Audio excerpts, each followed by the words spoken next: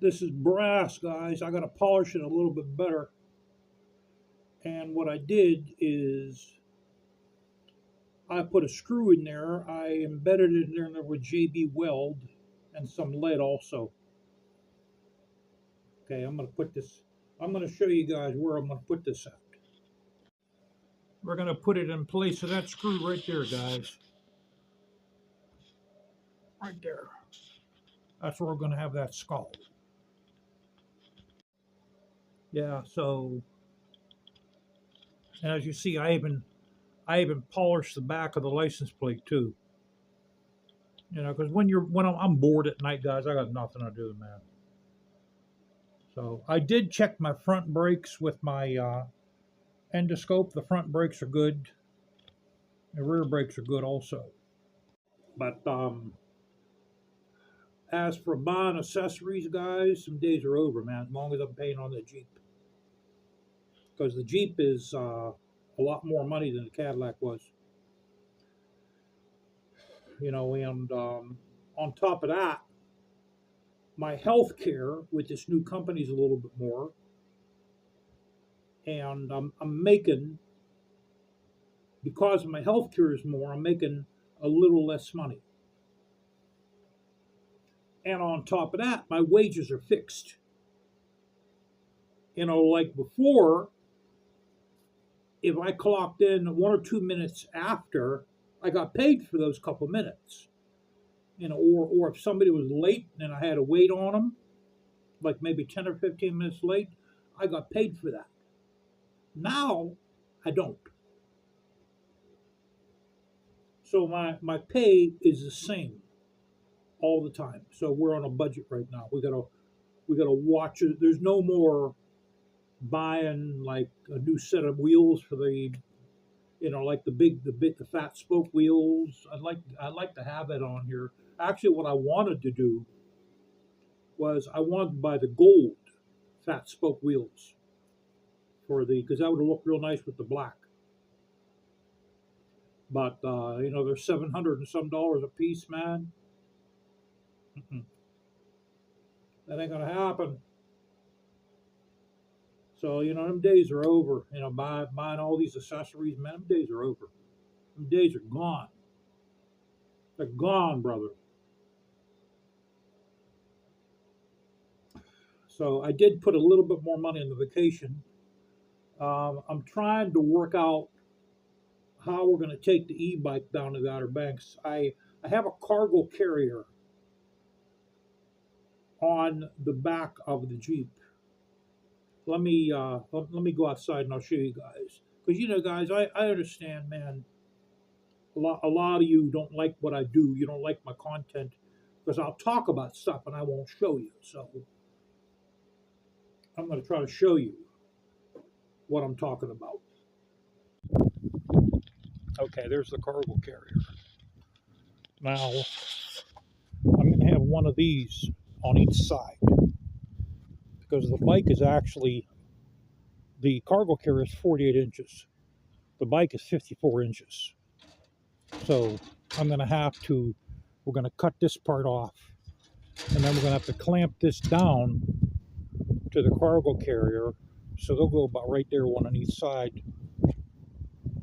Then we're going to basically, we're going to tie the bike down to the spare tire, and it's going to be tied down to the cargo carrier, and our luggage is going to go back here as well.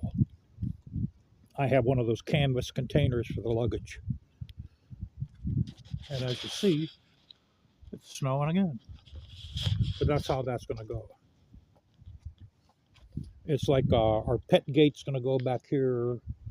My wife's walker will go inside, food will go inside, and everything else will be back here in our canvas luggage. I forget what those things are called. But that's what I got to do on here. One of these got to go on each side. We're going to have to clamp it down real good. And I also got, I'll show you what I got planned to do. We got a mount for a GoPro. What I'm going to do, as soon as it stops snowing, is we're going to have a split screen. I'm pretty sure I can do that with the software, with the editing software I have. I'm going to have probably the GoPro 9 pointing at me, and I'll have the GoPro 4 on my chin mount on the helmet. And that way there, I'm going to make some, not all the videos are going to be like that. Some of them will have a split screen showing me and ahead of me. Then later on, what I can do is I can mount the GoPro somewhere else, like maybe maybe on the crash bar, you know, and I can get like a view that'll be closer to the ground of maybe like a front or a rear view. You know, that way there it'll be a little bit of a different angle. But that's what I have to do in order to get that bike down there in Outer Banks with us guys, because that's going to be probably the last time we go down there. And the bike is 50. The wheelbase is, well, from tip tire to tip tire, it's 54 inches long. It's a big bicycle, and the cargo carrier is only 4 feet. So that means 3 inches on each side. So that those wheel chocks, I'm going to have to clamp them down, probably like with an exhaust clamps. So I'm going to put 3 on each wheel chock. And we'll get the bike up on there. Then the bike has to be affixed to the spare tire carrier with some tie-down straps. And the wheels have to be affixed to the cargo carrier with tie-down straps. You know, because I don't want that bike coming off in traffic. If it comes off in traffic, I can go to, you know, if it causes a major accident, they'll hold me down there. What I will do is I'm going to have a couple trial runs with it up here. I'll take the bike out. I'll make some videos up in one of our county parks or one of our state parks. I'll take the bike up there with that setup I'm talking about. That way there we'll know it holds. And it'll probably work. I'm pretty sure it's going to work out. You know, because I want to take some videos of the actually places that I've never been in the Outer Banks, guys. There's a lot of places I've been down there a lot of time, man, but you know, there's actually a couple places I've never been.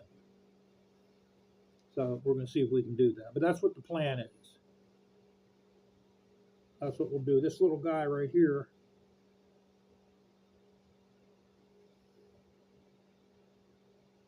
we're going to get him polished up a little bit more. And it would have been nice if it was chrome, but it's not chrome. And we're going to put him on the back of that piece of leather until I get tired of it. And then I'll take it off and I'll put the screw back.